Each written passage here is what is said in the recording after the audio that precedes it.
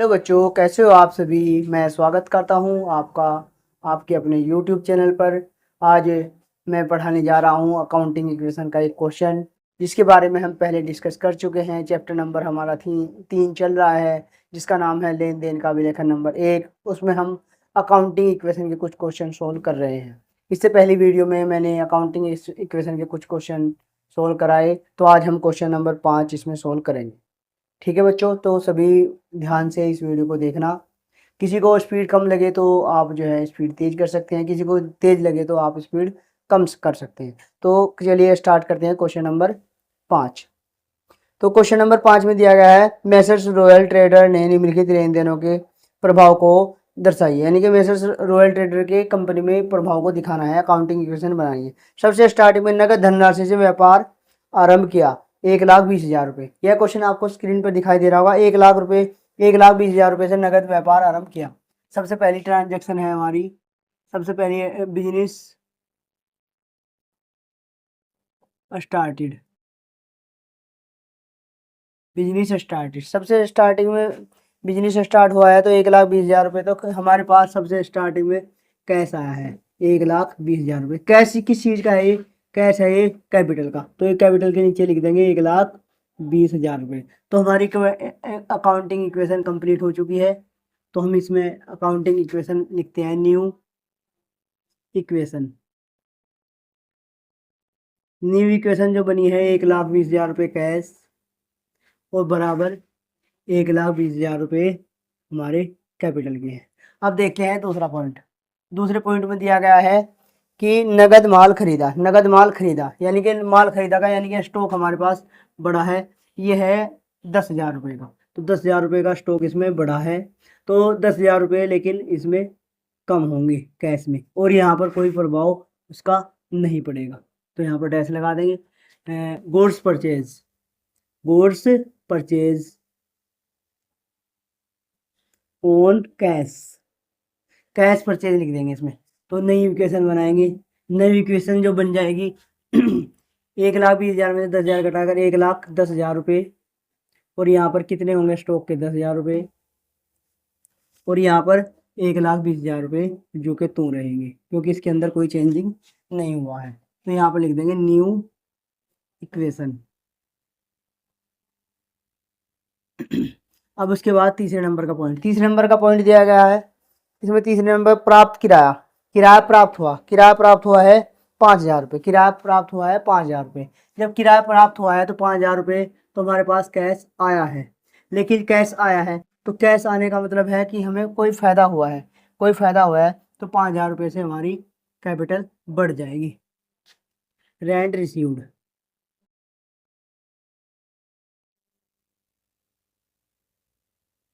Rent received. तो नई equation देखते हैं। न्यू इक्वेशन जब बनाएंगे, इसमें 5,000 रुपये ऐड कर देंगे तो 1,15,000 रुपये। यहाँ पर ये 10,000 जो कि तुम हैं, और यहाँ पर भी 1,25,000 रुपये हो जाएगा।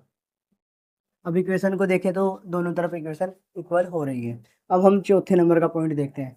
चौथे नंबर का जो पॉइंट दिया गया है वो दिया गया है बकाया वेतन 2,000 रुपये। बकाया वेतन, बकाया वेतन क्या मतलब है कि ये हमारे पास आउटस्टैंडिंग है। तो बकाया वेतन क्या है? 2,000 रुपये। तो आउटस्टैंडिंग हमारे पास बढ़ जाएगी। तो आउटस्टैंडिंग 2,000 रुपये है। तो आउटस्टैंडिंग क्या है? जब एक्सपेंसेस है तो उससे हमारी कैपिटल कम होगी, तो 2,000 रुपये हमारे पास कैपिटल इसमें कम हो जाएगी। इसमें कुछ नहीं हुआ तो इसमें डैश लगा देंगे। तो उसके बाद आउटस्टैंडिंग,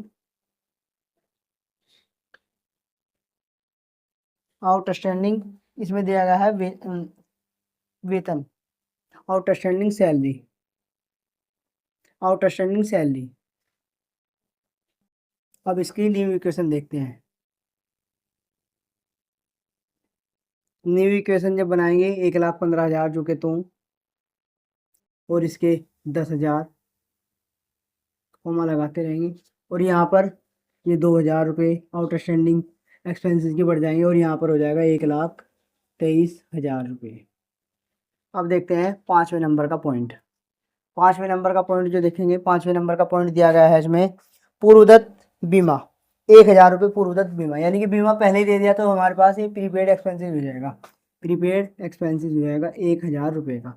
लेकिन जब 1,000 रुपये का हमने पहले ही बीमा चुका दिया है तो हमारे 1,000 रुपये कम हो जाएंगे, यहाँ पर 1,000 रुपये कम हो जाएंगे, प्रीपेड इंश्योरेंस 1,000 रुपये कम हो जाएंगे और यहाँ पर कुछ भी कोई फर्क नहीं पड़ेगा। अब देखते हैं नई equation, new equation, new equation. तो यहाँ पर 1,000 रुपये कम हो जाएंगे, 1,14,000 रुपये, यहाँ पर 10,000 रुपये और प्रीपेड एक्सपेंसेस के हो जाएंगे 1,000 रुपये बराबर 2,000 रुपये आउटस्टैंडिंग एक्सपेंसेस है, सैलरी है 1,23,000 रुपये। अब जब देखते हैं 1,23,000 दो 25,000 और यहाँ पर भी 25,000, 1,25,000 हो जाएगा। अब छठे नंबर का पॉइंट देखते हैं। छठे नंबर के जो ट्रांजैक्शन दी गई, प्राप्त ब्याज, ब्याज जो प्राप्त हुआ है 700 रुपये का ब्याज प्राप्त हुआ है, तो ये पैसे प्राप्त हुए हैं इंटरेस्ट रिसीव्ड।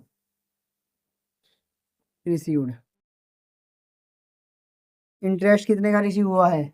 इंटरेस्ट रिसीव हुआ है 700 रुपये का, तो 700 रुपये प्राप्त हुए हैं, तो यहाँ पर 700 रुपये आ जाएगा, यहाँ कुछ नहीं आएगा, यहाँ कुछ नहीं आएगा, तो इसका मतलब क्या है? तो 700 रुपये का क्या है, 700 रुपये का हमारा फायदा है, तो 700 रुपये के कैपिटल में ऐड हो जाएंगे। अब देखते हैं इसकी न्यू इक्वेशन। न्यू इक्वेशन जब देखेंगे 700 रुपये इसमें ऐड हो जाएंगे, 11,000 नहीं 1,14,700 रुपये प्लस 10,000 रुपये प्लस 1,000 रुपये बराबर ये 2,000 रुपये जो कि तुम प्लस ये 700 रुपये इसमें ऐड हो जाएंगे, 1,23,700 रुपये, 1,23,700 रुपये हो जाएगा। उसके बाद देखते हैं हम सातवां पॉइंट। सातवें पॉइंट में दिया गया है माल का नगद विक्रय लागत 5,000 रुपये की, 7,000 रुपये का इसमें बेचा गया है। माल का नगद विक्रय 5,000 रुपये का माल जो है नगद खत्म हो गया है, लेकिन 7,000 रुपये उसके आए हैं, तो 5,000 रुपये का माल हमने 7,000 रुपये का बेच दिया, तो 2,000 रुपये का प्रॉफिट हुआ है। तो 2,000 रुपये का प्रॉफिट यदि होता है तो 2,000 रुपये कैपिटल में ऐड हो जाते हैं।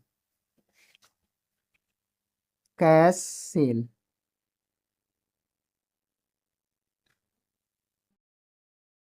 अब देखते हैं इसके न्यू इक्वेशन।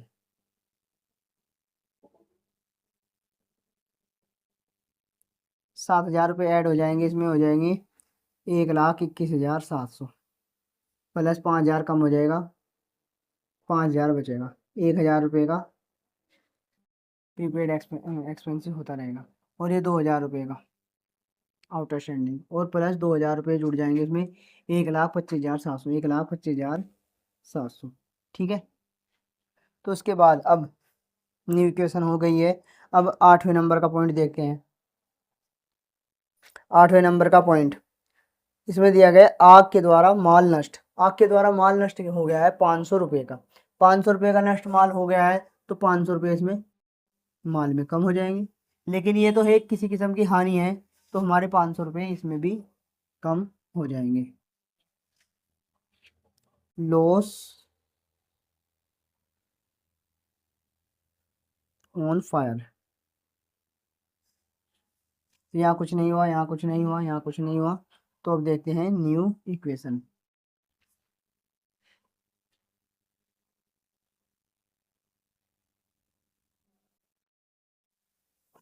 न्यू इक्वेशन हो जाएगी 1,21,700, ये हो जाएगा 500 रुपये कम 4,500 रुपये का, ये 1,000 रुपये बराबर ये 2,000 जो कि तुम रहेंगे और ये प्लस हो जाएगा, ये लॉस हुआ है तो लॉस को हटाएंगे, तो उसमें 1,25,200 हो जाएगा, 1,25,200। अब हम इसका टोटल करेंगे, अब हम लास्ट में इसका टोटल करेंगे।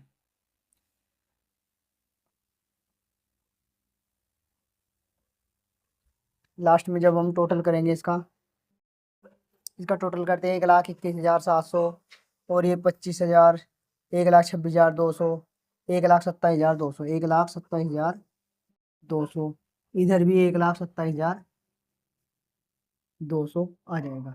तो इस प्रकार 1,27,200 आने के बाद इसके दोनों का टोटल बराबर आ गया है ये, और इस प्रकार हमारा ये क्वेश्चन कंप्लीट हो जाता है। तो इसके 8 के 8 पॉइंट कंप्लीट हो चुके हैं। तो बच्चों सभी ध्यानपूर्वक इस क्वेश्चन को करना है। आप स्क्रीनशॉट लेना चाहो तो स्क्रीनशॉट ले सकते हैं, और वीडियो कैसी लगी है सभी लाइक करें, कमेंट करके बताएं, और जो नए जुड़े हैं वो चैनल को सब्सक्राइब जरूर करें। धन्यवाद।